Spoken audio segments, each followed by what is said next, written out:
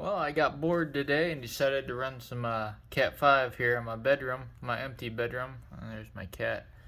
Or technically this is Cat 6. I'm just running some Cat 6. This has got some really stiff sheathing.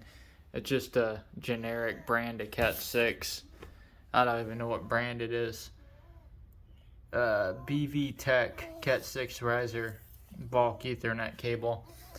And I don't know if you guys can see, but across there, stupid camera, across there, and then if my camera will focus, is the other end, and this is underneath my stairs. So I'm just running the wires from my bedroom here to the other hole there behind my TV, and it just runs underneath my stairs.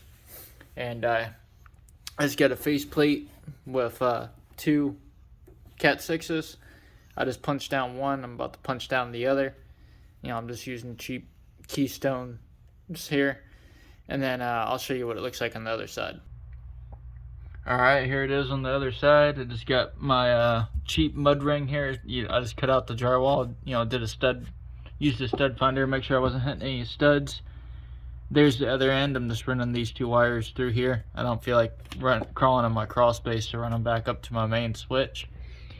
And then I use these Southwire glow sticks to push the wire in between underneath my stairs here. And then I'm running them through the back of my TV stand here. And then inside my TV stand, I got a TP-Link, gigabit switch. This is the feed from my main switch upstairs. And then I have another cable here for my laptop I got up there. Yeah, yes, cat.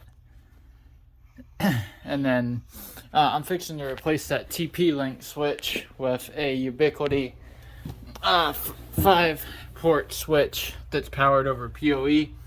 And those are my other ports that lead upstairs to my main switch. So one of those wires connects to that switch, and then from that switch, I got two running into my bedroom.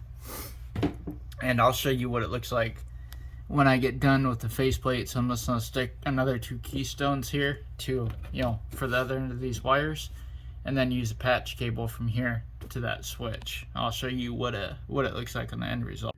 Before I show you guys the end result, the way I strip Cat 6 or Cat 5e or any other cable is, it has a little string here, and most people don't know what this is for. I use it, it's supposed to be used to pull the insulation back. So what I do is I take my knife and I strip that. I create a little slit and I get it so I can pull the insulation off. Right here, I just pull this off. Now I don't care if I nick one of these cables. Like further down here, you can see bad camera work. You can see almost I cut one of these in two. I definitely cut that divider in two. But anyways, I don't care that I cut those, because what you do is you take this pull string and you pull it down the insulation. And then what that does is when you peel back the insulation, and this stuff is thick too, it leaves you undamaged cable.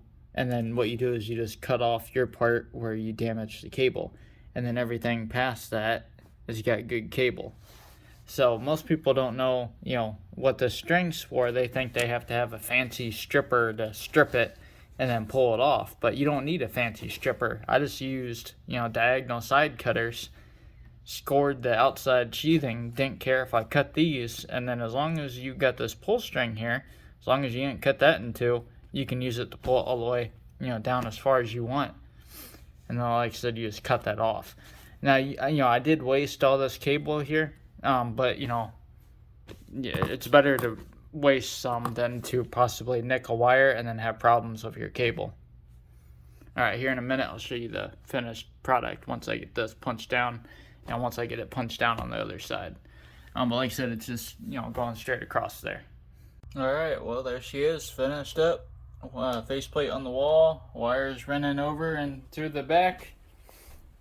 Down to my switch here, bottom two legs. I don't got them active, those two are just the top two. But now, like I said, I'm replacing the switch with a Ubiquiti 5-port little tiny white switch that can be powered with PoE, so that way I can get rid of this big thing. But anyways, thanks for watching, like and subscribe.